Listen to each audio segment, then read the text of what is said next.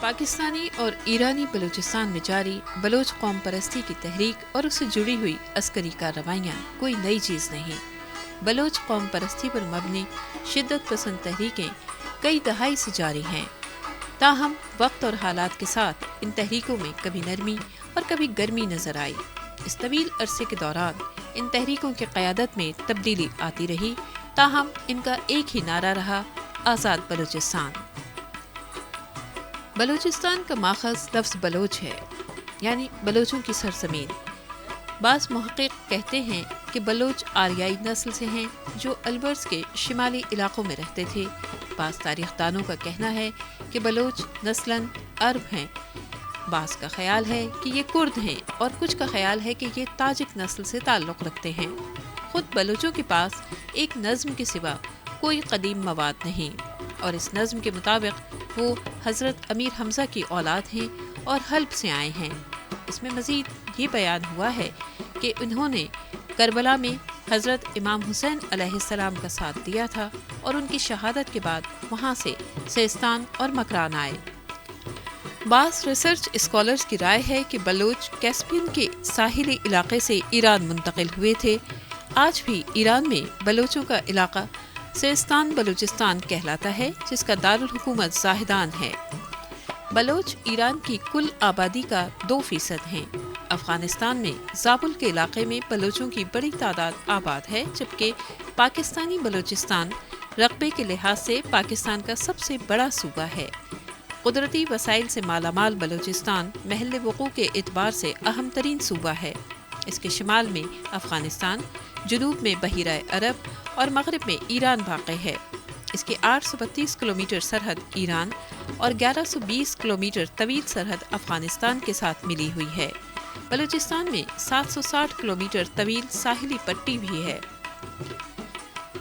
بلوچ زبان کا تعلق انڈو یورپین زبان سے ہے اور اس پر فارسی کی گہری چھاپ ہے۔ اس لیے اس رائے میں وزن ہے کہ بلوچ ایران کے راستے کیسپین سے بلوچستان آئے تھے۔ بلوچ لفظ کے بارے میں بھی مختلف آراء ہیں۔ تاریخ دانوں کا کہنا ہے کہ یہ لفظ مدین کے علاقے کا لفظ ہے، جس کے معنی ہے بلند چیخ۔ تاہم بعض تاریخ دانوں کا کہنا ہے کہ بلوچ لفظ بابل کے مشہور بادشاہ بیلوس سے مناسبت رکھتا ہے۔ چند تاریخ دانوں کا تو یہ کہنا ہے کہ لفظ بلوچ سنسکرت لفظ ہے، جس کا مطلب ہے اعلیٰ طاقتور۔ آثار قدیمہ کی دریافت سے یہ بات ثابت ہو گئی ہے کہ بلوچستان میں پتھروں کے دور میں بھی آبادی تھی۔ مہر گڑھ کے علاقے میں 7000 سال قبل مسیح کے زمانے کی آبادی کے نشانات ملے ہیں۔ اسکندر اعظم کی فتح سے قبل بلوچستان کے علاقے پر ایران کی حکمرانی تھی، اور قدیم دستاویزات کے مطابق یہ علاقہ ماکہ کہلاتا تھا۔ 325 سال قبل مسیح اسکندر اعظم جب سندھو کی مہم کے بعد عراق میں بابل پر حملہ کرنے جا رہا تھا تو مکران سے گزرا تھا۔ پاکستان کے ساحل کا زیادہ تر حصہ بلوچستان کا ساحلی علاقہ ہے۔ قیام پاکستان کے وقت مشرقی بنگال، سندھ، پنجاب اور صوبہ خیبر پختونخوا کی طرح برطانوی راج کا باقاعدہ حصہ نہیں تھا، بلکہ 1947 تک بلوچستان قلات، خاران، مکران اور لسبیلا کی ریاستوں پر مشتمل تھا، جن پر برطانوی ایجنٹ نگراں تھا۔ قلات ان میں سب سے بڑی ریاست تھی۔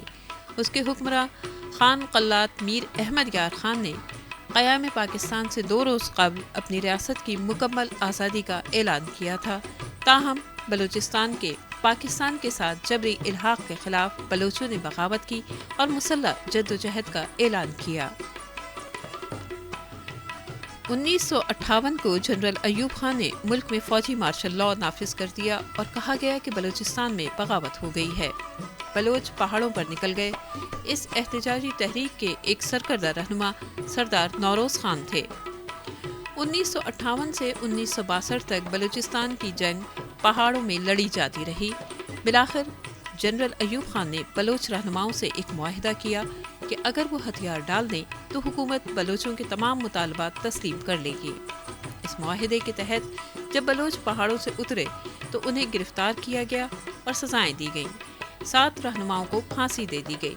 اس واقعے کے فوراً بعد ایوب خان کے متعارف کردہ بنیادی جمہوری نظام کے تحت قومی اسمبلی کے لیے 1962 کے انتخابات ہوئے، جس میں سردار عطا اللہ مینگل، نواب خیر بخش مری اور دیگر بلوچ رہنما منتخب ہوئے۔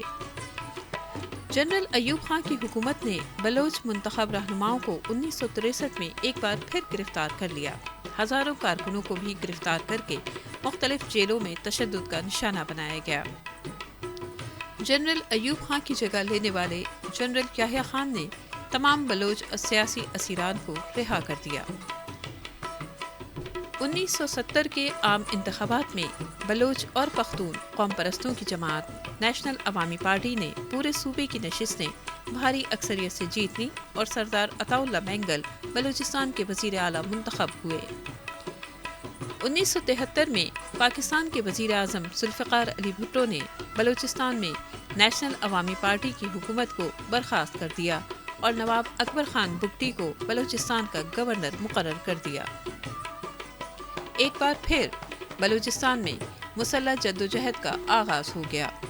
فوجی آپریشن کے دوران ہزاروں افراد قتل ہوئے اور سیاسی لیڈران کو گرفتار کر کے جیلوں میں قید کر دیا گیا۔ جنرل ضیاء الحق نے ذوالفقار علی بھٹو کی حکومت کا خاتمہ کر کے بلوچستان میں جاری فوجی آپریشن بند کر دیا اور تمام مزاحمت کاروں کو عام معافی دینے کا اعلان کیا۔ تمام سیاسی رہنماؤں سمیت کارکنوں کو جیل سے رہا کر دیا گیا۔ اس دوران نواب خیر بخش مری 10,000 ساتھیوں سمیت افغانستان نقل مکانی کر گئے اور قلات غزنی کے علاقے میں مقیم ہو گئے۔ یہ قیام افغانستان میں کمیونسٹ حکومت کے خاتمے تک جاری رہا۔ جب طالبان نے افغانستان پر قبضہ کیا اور افغانستان کے صدر ڈاکٹر نجیب اللہ کو پھانسی دے دی تو نواب خیر بخش مری اپنے ساتھیوں سمیت دوبارہ بلوچستان آ گئے۔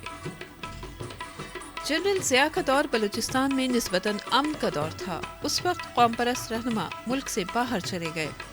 سردار عطا اللہ مینگل اس دور میں لندن میں خود ساختہ جلا وطنی میں رہے، تاہم بائیں بازو کے رہنما میر غوث بخش بزنجو تحریک بحالی جمہوریت ARD میں سرگرم تھے۔ 1988 کے بعد نواب اکبر خان بگٹی نے منتخب وزیر اعلیٰ کے طور پر صوبے میں حکومت بنائی، جسے برخاست کر دیا گیا۔ بعد میں سردار عطا اللہ مینگل کے صاحبزادے سردار اختر جان مینگل نے حکومت سازی کی تو اسے بھی ختم کر دیا گیا۔ نواز شریف کی حکومت کے خاتمے کے بعد جنرل پرویز مشرف نے اقتدار پر قبضہ کر لیا۔